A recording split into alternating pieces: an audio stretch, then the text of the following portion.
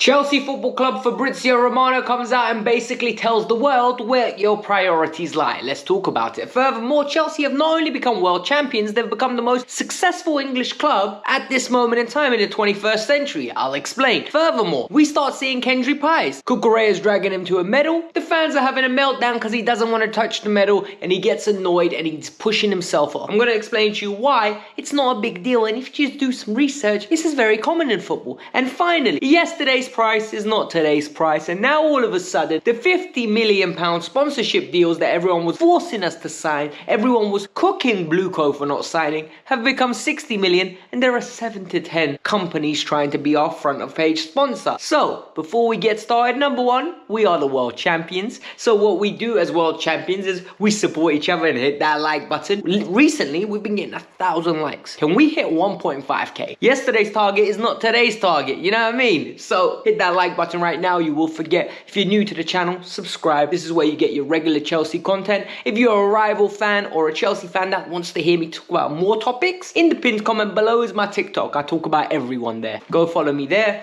Let's get it cracking. Chelsea Football Club are the most successful club in the 21st century when it comes to English clubs. A lot of people can say, how is that possible? Well, since the year 2000, Chelsea have won 21 trophies. Manchester City have won 20. United 18. 17 for Liverpool. And good old Arsenal, you know their fans are the ones that tell us always they're the biggest club in London. 9 trophies. Let me get this straight. Most of the kids that are 25 years old right now have seen what? 7 FA Cups or whatever it's been, 1 league title. Listen, the reality is Chelsea have been dominant in this era. I am very, very fortunate. I am 29 years old, right? My football memory kicks in around about 2004, 2005.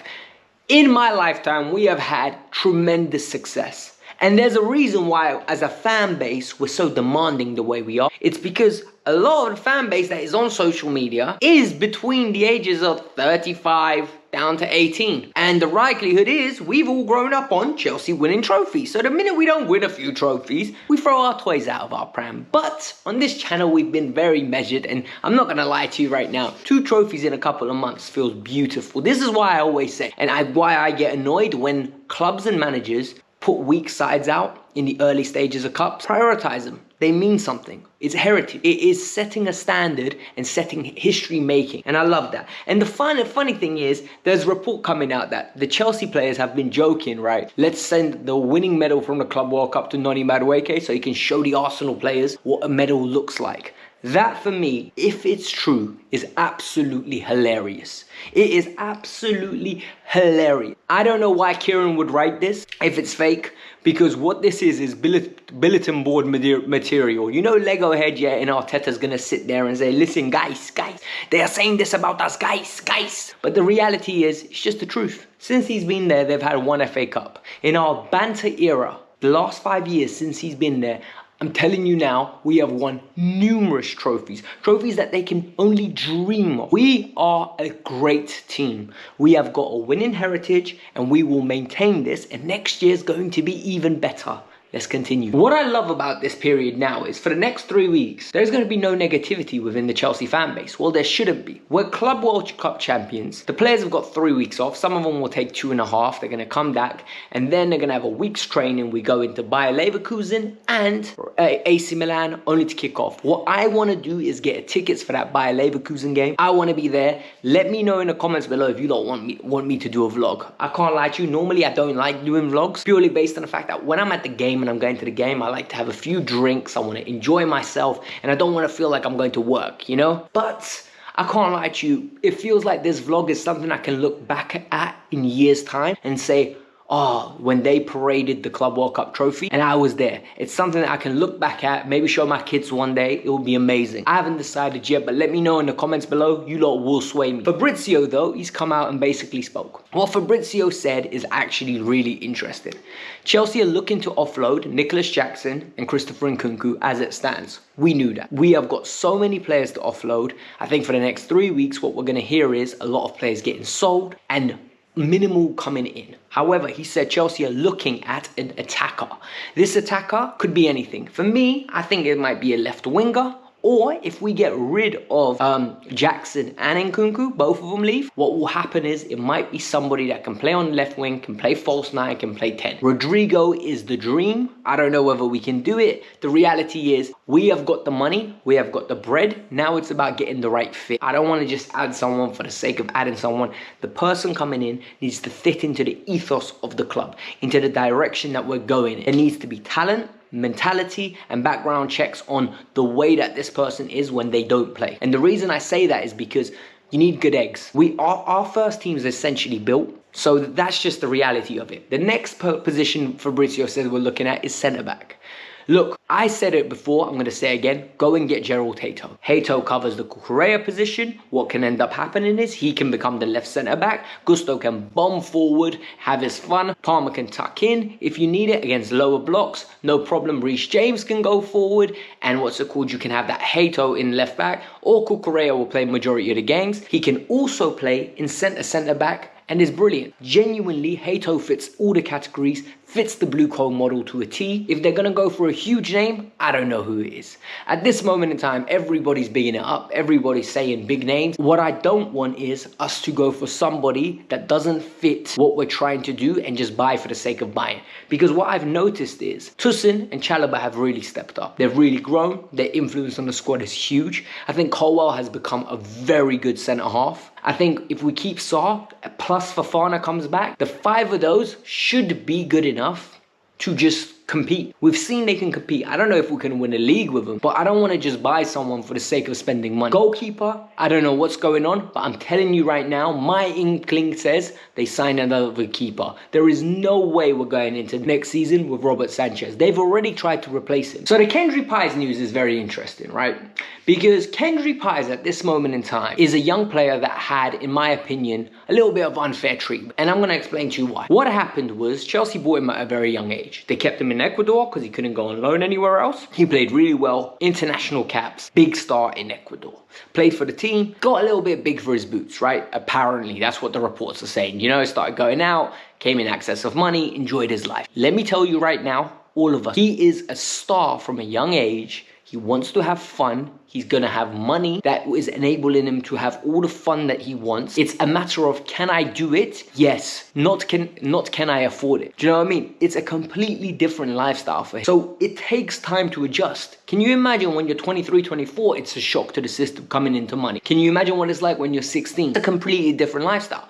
Then Chelsea signed Estevao, Chelsea signed other youngsters, and he's become an afterthought. Because that's exactly what it is. He's become an afterthought. And Chelsea didn't want to take him to the Club World Cup, even though they had spaces. His camp kicked up a fuss. He went there. He's been in and around the team. He's not part of the team, so he doesn't get a medal when we win. And then this is the problem that has arisen now. Cucurella goes and grabs him. He's trying to drag him to do a celebration with the rest of the team. Kendry Paez does not want to go. He drags him. Then you see Caicedo put his medal over his head, and Tariq George is encouraging him. I think it's Mamadou Sarr is encouraging him. And for me, people venting about this makes me laugh because it tells me two things. Number one, it's camaraderie, right? The young players in that team that are winning now are telling him, this is Chelsea. We win trophies. You're part of the organization. You're part of the institution. This is something you need to get used to. I love that. Secondly, with him, he's hungry. He wants to win trophies on his own accord. He wasn't involved in his head. And why I say this is because I've seen Lionel Messi talk about this. I think when they won the Champions League in 2003-04, you know, the year Arsenal bottled it, I think he was on the bench or he was in the stand because he broke his leg. I think Del Horno broke it for him in the last 16, so he didn't make the squad. He openly spoke about it, how he didn't want to touch it. It was superstition. He didn't earn it. In his head, he did not participate in that victory of the Champions League. Romelu Lukaku in the past has spoken about this as well, not wanting to touch it. Yes, he was on the roster when I think Chelsea won the Champions League, but he wasn't registered. He wasn't part of the team. He did not feel right being a Champions League winner with that. That's not him being a Champions League winner. Yes, he's part of the institution, but he's not part of the team. And for me, this is just a mentality thing. Anyone having a go at this kid, grow up. Because this is a child. He is absolutely a kid. And what's going on with this kid? He is going on loan with Penders and Anselmino, according to The Athletic, to Strasbourg. This is brilliant. Anselmino played a lot of games for Boca. He played for a lot of games for Boca. People called him Argentine Aaron. He's come to Chelsea, played under 21s football, and nothing more. What I need to see is him go on loan, dominate that league, do really well, and then come back and see if we can reintegrate him or another loan. Kendry Paez, go and play.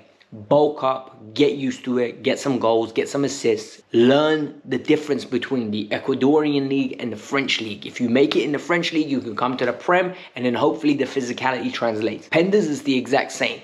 Successful in the Belgian league, needs to go on loan now, and then let's see how it works out. These 3 loans are absolutely brilliant for me. These are the 3 players I would have sent. Maybe a Joshua Chengpong rather than Anselmino, but I'm not fussy here one bit. You know, in life, sometimes someone gives you an offer, right? And you're like, I need to think about it. Always have in your head, right? Yesterday's price might not be today's price. Or today's price might not be tomorrow's price. Because the reality is, Chelsea had front of shirt sponsors offering them, and some were going as low as 45 million a year for a multi-year deal. Chelsea were looking for 60, 65, and nothing was happening. Chelsea won the Club World Cup, and since they've won the Club World Cup, they've gained 2 million followers on Instagram. Cole Palmer's gained 500,000 overnight.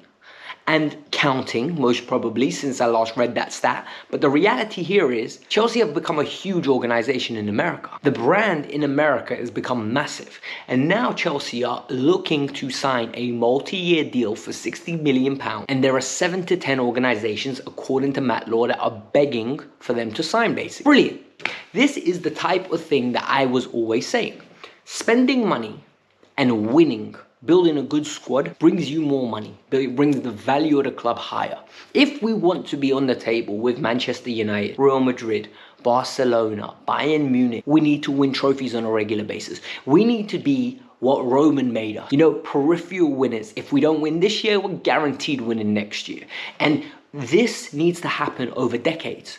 We've 2 decades out of winning, 2.5. If we continue this for another 2.5, that's 50 years of winning. And if you do 50 years of winning, we're at that table with Real Madrid. We're at that table with Barcelona. We're at that table with Manchester United. What we need to do is get our Premier Leagues up. Because European heritage, no one chats to us in England. We are genuinely, with Liverpool, heritage when it comes to European trophies. And for me, it is so nice that we are winning, we're getting all these good deals, and hopefully the ownership group see this and they go, you know what? We need to keep building.